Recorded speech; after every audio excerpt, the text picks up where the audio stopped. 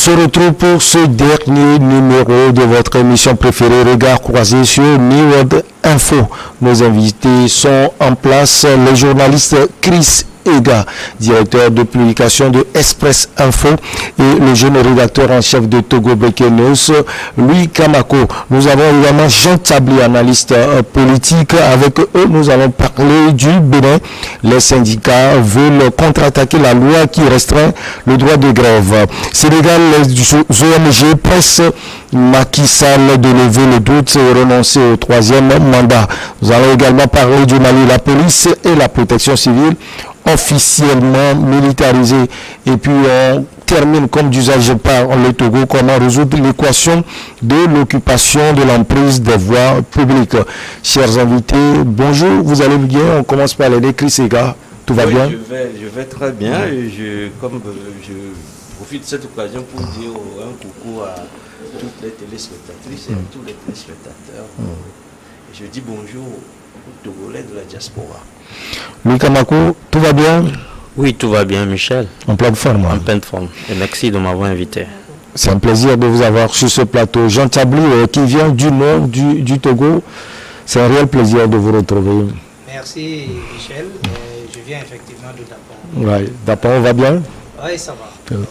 Ok. On commence donc par le Bénin. Pas de réaction officielle et publique encore des syndicats après la promulgation de la loi qui supprime le droit de travail dans plusieurs secteurs d'activité. Il s'agit de l'aéroport, des secteurs portuaires, des chemins de fer, des entreprises pétrolières, de l'eau et de l'énergie, mais des syndicats s'activent dans les coulisses pour solliciter des arbitrages afin d'obtenir la modification ou l'annulation de cette loi. Nous n'allons pas nous résigner, sinon l'opinion internationale va nous prendre pour des moutons très dociles. On commence par vous, Louis Kamako. Pouvez-vous nous situer le contexte de justification d'une telle loi? Oui, d'abord, ce qu'il faut retenir, c'est que cette loi a été votée le 10 octobre dernier par les députés. Ça a été promulgué 15 jours après, comme le recommandent les textes constitutionnels. Et donc, la loi a été défendue justement par les émissaires du gouvernement à la personne de Séverin Ekenon et Mathis Adidjaka, respectivement ministre de la Justice et ministre en charge de la fonction publique. Et donc, ce qu'il faut retenir, c'est que au Bénin, le Bénin reconnaît le droit de grève à tout salarié, que ce soit de l'entreprise publique ou privée.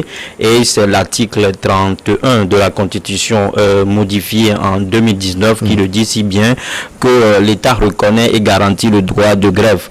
Tout travailleur peut défendre dans des conditions prévues par la loi ses droits et ses intérêts, soit individuellement, soit collectivement, ou soit par l'action syndicale. Donc c'est ce que dit l'article 31. Maintenant, selon les émissaires du gouvernement, l'État a le droit, justement, dès que l'État constate que l'exercice du droit de grève est en train d'empiéter sur l'économie, c'est-à-dire que si l'État constate que l'exercice du droit de grève a pour conséquence le blocage des secteurs vitaux de l'économie, le législateur ou bien l'État peut demander au législateur de surprendre ou bien de restreindre cette liberté-là sans violer les textes constitutionnels, sans violer la Constitution, sans violer les traités de convention de l'OIT signés par la République du Bénin.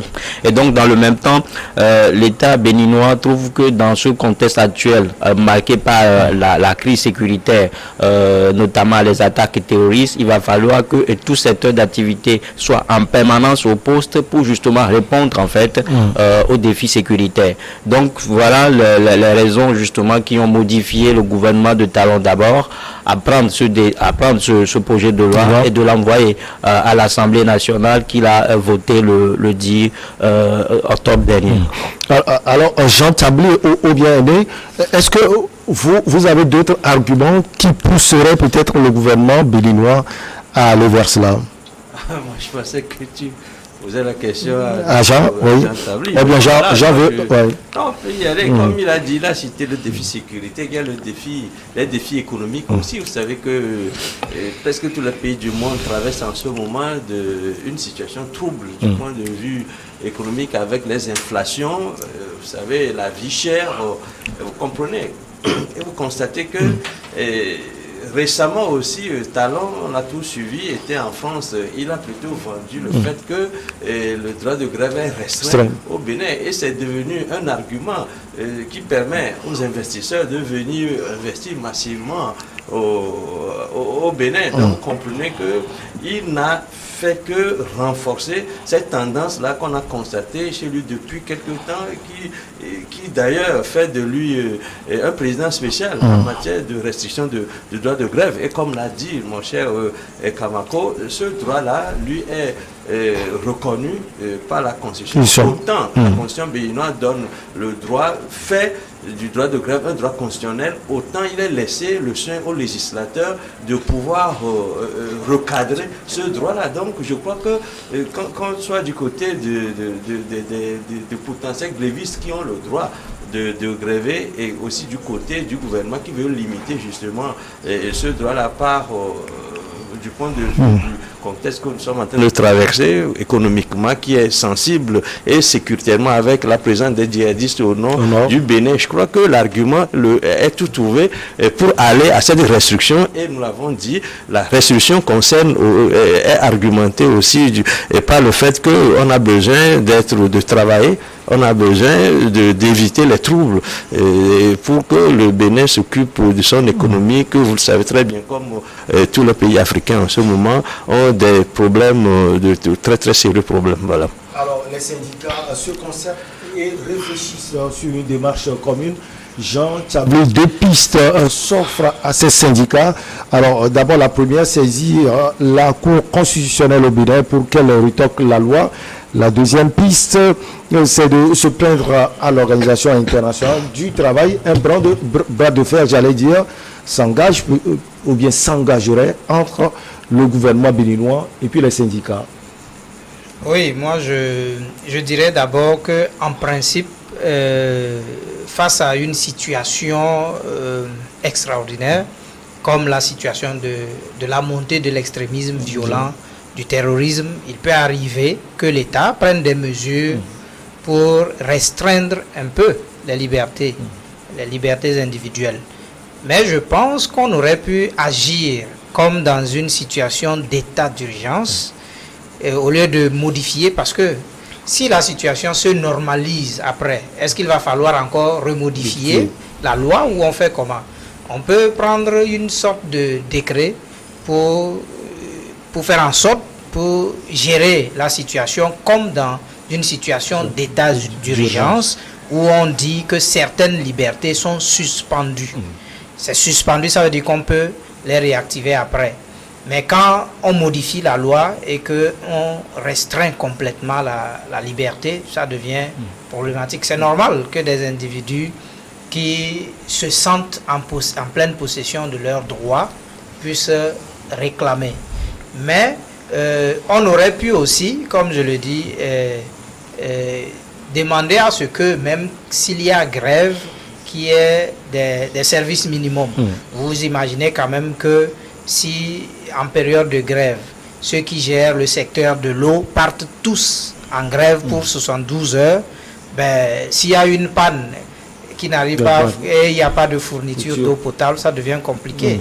Pareil pour l'électricité. Donc, il va falloir peut-être prendre d'autres mesures pour que les gens puissent vivre quand même en comprenant qu'on ne les étouffe pas. Bon, maintenant, qu'est-ce que les syndicats ont à faire?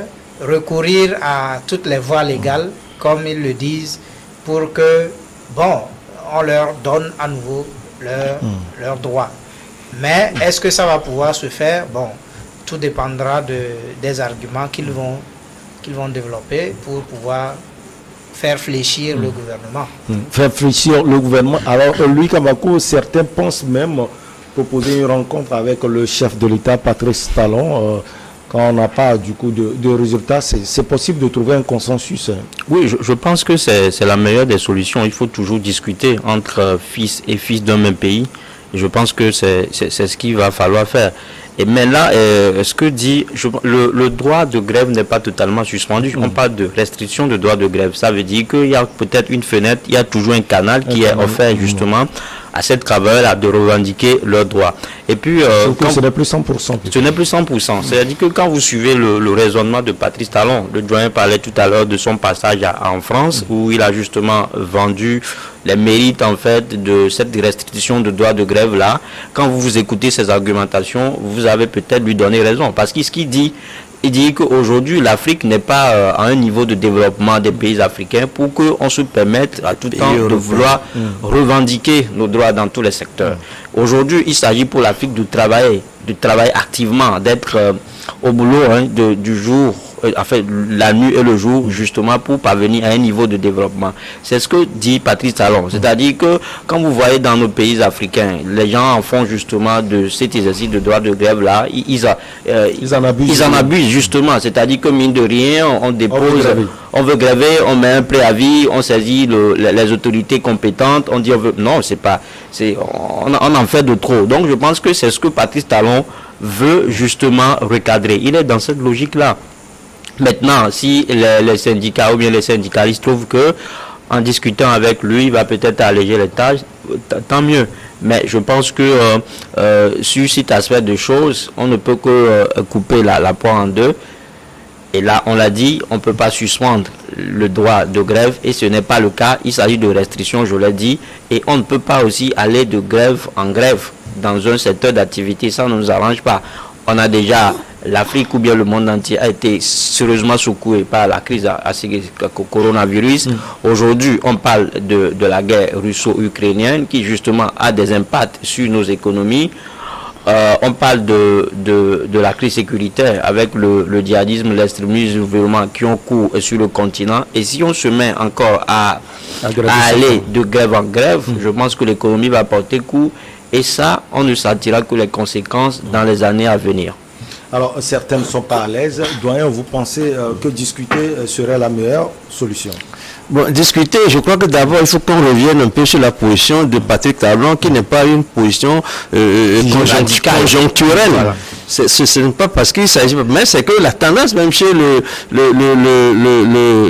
président, c'est que ça tient un peu de l'histoire. Parce que quand vous listez l'histoire, vous consultez l'histoire de l'économie des pays développés, vous allez constater que les grands pays dont on salue aujourd'hui les avancées économiques se sont développés dans des périodes où le droit de grève n'existait pas. La grève était plutôt pénale. Je crois que ça a été ça. Et vous constaterez aujourd'hui que quand vous prenez pas dans un pays comme la Chine, où le droit de grève n'existe pratiquement pas, vous prenez le Japon où c'est très recadré aussi, mais sportivement, les Japonais comprennent que le droit de grève, qui est quand même un droit constitutionnel, et lorsqu'on en abuse sur l'économie, vous allez en Allemagne, vous considérez quand même que les travailleurs sont très tolérants vis-à-vis de ce droit. Donc je crois que Talon, il faut quand même observer chez lui qu'il s'agit d'une position de principe, parce que il est parti du fait que il faut qu'on limite ses droits, surtout les derniers événements, les dernières grèves dans le secteur aérien lui a encore renforcé dans cette position. Mais je crois que si nous devons faire la lecture de la chose du point de vue de l'histoire, on constate que quand les pays sont entrés activement dans le système de développement, ils ont toujours tendance à restreindre les droits de grève, bien à le supprimer complètement. Comme pour le cas du Sénégal, si nous voulons faire une analyse comparée, on sait que même au Sénégal, le droit de grève a été restreint, et le droit qui est calqué sur le droit français a été restreint en matière d'exploitation des eaux, etc. Donc ce n'est pas la première fois que cela arrive, et ce n'est pas Talon qui institue cela. Mais maintenant, je crois que lorsqu'on parle de discussion, il aurait fallu passer justement par les discussions avant de prendre cette décision. C'est comme maintenant on met la charrue avant les bœufs. La loi a été votée par l'Assemblée, promulguée par le président. Promulguée, ça veut dire que on donne force à l'exécution de cette loi. Est-ce qu'on va revenir? Et je crois que Talon, il le fait si rapidement, en promulguant immédiatement après l'introduction de cette loi à l'Assemblée. Il le fait immédiatement parce qu'il veut que cela entre en vigueur tout de suite. Et si il s'imagine qu'on doit payer, le retour en arrière n'est pas possible. Et je crois qu'il s'installe dans une position de principe, dire qu'il y aura discussion qui permettent qu'on revienne sur cette décision-là. Ça va être difficile, voilà. Alors, je ne partage pas tout à fait un aspect de l'intervention des deux panélistes. En fait, la grève n'empêche pas le développement. D'après ce que le doyen dit, c'est comme si on laissait les gens aller à la grève, ça devait empêcher le développement. C'est pas ce que je dis. C'est comme si aussi on laissait les gens aller en grève, ça va favoriser l'extrémisme violent ou le terrorisme. C'est vrai que parfois il y a des dérives, il y a des failles, il faut le reconnaître, mais on ne peut pas annuler complètement le droit de grève. Non, mais ce qu'on dit, c'est que les gens abusent justement de ce droit de grève. De toute façon, la grève en elle-même est déjà une forme d'abus. Non, même pas. En elle-même, c'est déjà une forme d'abus. Maintenant, comme je le disais tantôt, vous savez, je prends le cas du Togo. Il y a eu des grèves dans le secteur de l'éducation entre-temps, et c'était vraiment mouvementé.